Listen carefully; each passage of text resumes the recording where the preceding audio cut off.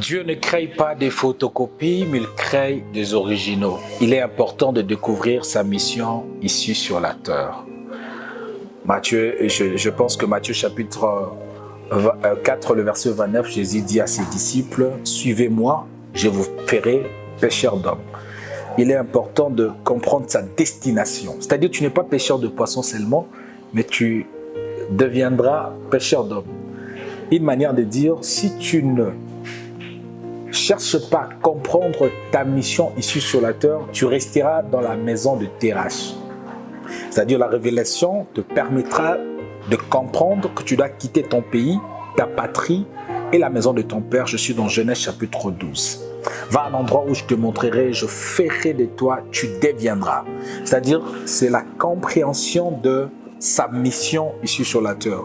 Après avoir compris sa mission, Dieu attend de nous que nous soyons là où il veut que nous soyons. C'est-à-dire, peut-être si tu pars à l'école de Moïse, tu trouveras Josué. Josué est là pour apprendre afin de devenir demain plus meilleur dans son domaine. Josué 1, le verset Josué 1er, la Bible dit « Mon serviteur Moïse est mort, maintenant prends la relève. » Je crois que Josué avait continué, je vais dire, la mission de Moïse. Mais avant de devenir cette grande personne, il devait passer à l'école de Moïse, si on peut le dire comme ça. Qu'est-ce que je vais dire? Si on ne comprend pas notre vision, on restera en train de pleurer à chaque instant. Dieu ne peut pas travailler avec toi sans te révéler le couloir de ton appel. Je suis très d'accord avec vous. C'est-à-dire, il va commencer à te dire et à te révéler ton futur. Exode chapitre 3, et dit à Moïse, je vis la souffrance de mon peuple, je suis descendu pour le délivrer. C'est-à-dire, il a vu et il t'envoie. C'est-à-dire, il te révèle ta mission. Et si tu veux aller, il va te faire comprendre ce que tu vas faire. C'est-à-dire, il appelle ton frère Aaron, qui deviendra aussi ton interprète, selon Exode chapitre 7, verset 7. Le verset premier, la Bible dit, Aaron, ton frère, sera ton prophète, c'est-à-dire ton porte-parole. Le verbe est utilisé. Et deuxièmement, s'il se rencontre avec Pierre, il dit à Pierre, tu deviendras pêcheur d'hommes. Tu es pêcheur de poissons, mais tu dois devenir pêcheur d'hommes.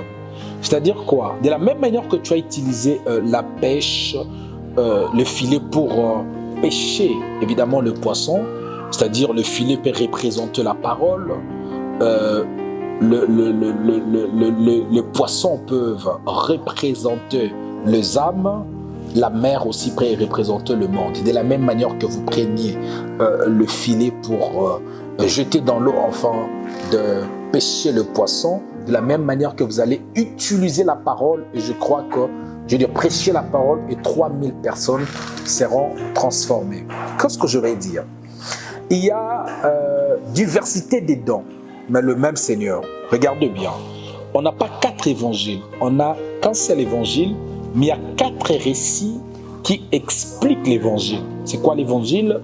Selon l'apôtre Paul, 1 Corinthiens 15, il dit l'évangile que je vous ai annoncé, que Christ est mort pour nos péchés, il a été enseveli, ensuite ressuscité. Alors autour du trône de Dieu, il y a aussi 4 êtres vivants. Alors parmi ces 4 êtres vivants, il y a les lions, le bœuf, l'un à l'image de l'homme, l'autre à l'image de l'aigle. Regardez, Matthieu présente Jésus comme étant roi ou le lion, parce que quand on parle du roi, on parle de lion, la rigueur, le roi, la force. Matthieu présente Jésus comme étant le roi. Marc présente Jésus comme étant serviteur, c'est-à-dire il y avait le bœuf représente aussi le serviteur. Luc présente Jésus comme étant le fils de l'homme. Regardez, parmi les 4 êtres vivants, l'un avait le visage de fils de, je veux dire, le visage d'un homme. Et maintenant, Jean présente Jésus au ciel, il a une vision différente. Le quatrième être vivant avait le visage d'un aigle. C'est-à-dire, quand on parle d'un aigle, il voit toujours très haut. Et quand Jean présente Jésus, regardez dans Jean 1:1, au commencement était la parole. La parole était avec Dieu. La parole était Dieu. Elle était au commencement avec Dieu. Rien de ce qui a été créé n'a été créé sans elle. En elle était la vie, la lumière des hommes. C'est-à-dire, dans le 14e verset qu'il présente Jésus, de la même manière que les autres. C'est-à-dire, cette parole a été faite chair, habitée parmi nous. Qu'est-ce que je vais dire? Je vais dire, on a de ministères différents. À l'un a été donné comme ceci, à l'autre a été donné comme ceci, à l'autre. Voyez-vous? Alors, selon Ephésiens 4, la Bible dit, il a fait des uns comme apôtres, pasteurs, prophètes, évangélistes, docteurs pour le perfectionnement des saints. C'est-à-dire, vous allez, je vais réformuler, nous allons perfectionner le saint par la parole. Bon, selon débat, il y a d'autres disent qu'il y a 5 dons ministériels. Il n'y a qu'un seul ministère, le ministère de la parole. Ce n'est pas un problème. Mais on peut aussi parler de 5 ministères en empruntant la pensée de Paul en disant il y a diversité de ministères. Ce n'est pas un problème. On peut s'arrêter dans ça. Qu'est-ce que je vais dire par là et qu'est-ce que je veux que vous compreniez? Je vais juste vous faire comprendre que Moïse, tu as l'obligation de présenter la loi. Abraham, tu as la charge de la circoncision. Noé, si on veut parler de l'arche, on va comprendre chez toi. Et Jésus, parmi tous tes disciples, tu peux donner le clé du royaume à Pierre, mais il faut te rendre compte que Paul écrira plus que vous tous. C'est-à-dire, Paul a écrit plus que plusieurs disciples.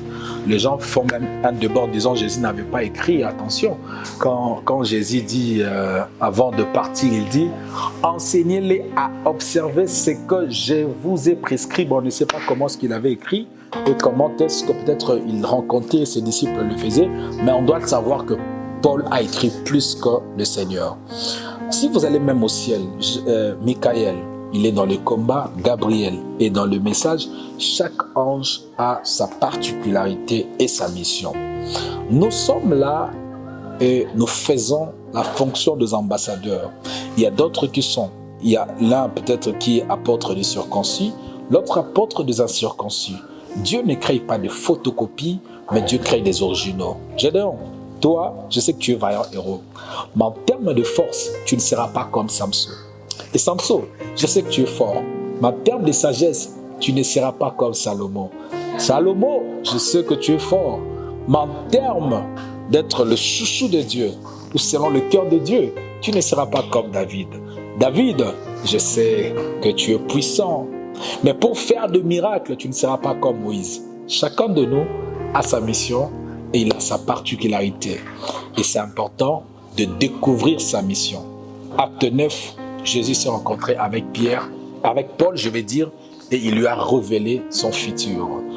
Et Corneille, ne te dérange pas. Je sais que tu pries beaucoup, mais ce qui va changer ta vie, c'est la personne que Dieu enverra dans ta maison.